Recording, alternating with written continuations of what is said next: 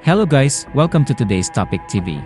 Dito sa Novaliches in Quezon City, isang tindahan ng siomai ang pinasok ng isang babaeng kawatan at natangayan ng lahat ng kanyang benta. Sa video ay makikita ang isang tindera ng siomai na nakabantay sa kanyang tindahan.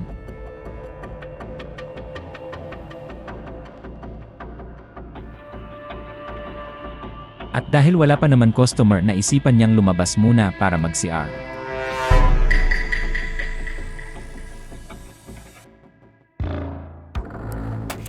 Bago umalis ay inilak niya muna ang kanyang cash box.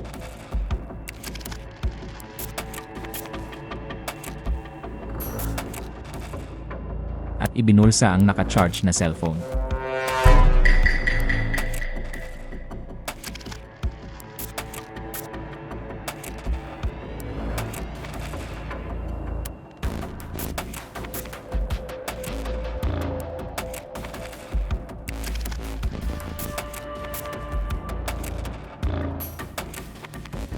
At nang siya ay makalabas na, makikita sa di kalayuan ang isang babaeng nakadilaw na customer niya kanina.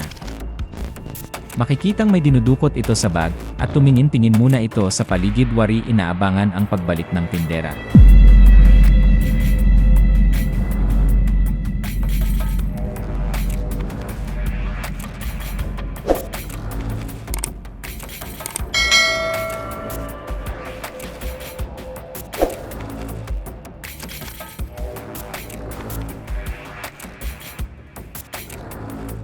At nang makita niyang wala pa ang tindera, sinubukan niyang buksan ang maliit na pintuan at dumiretso sa loob.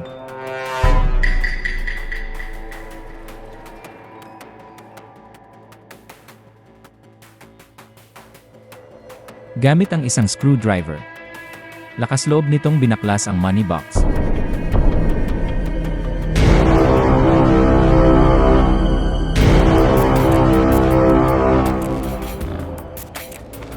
Kinuha nito ang lahat ng benta ng tindera.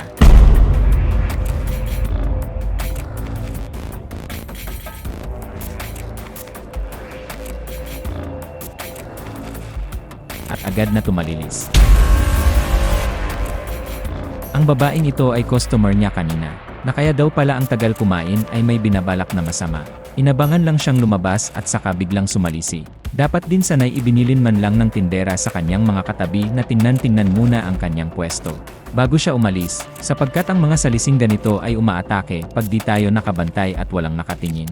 Kung sino man ang nakakakilala sa taong ito, huwag mag-atubiling ipagbigay alam agad sa mga kinaukulan. Dapat maging alisto at alerto para di tayo masalisihan ng mga kawatang ito.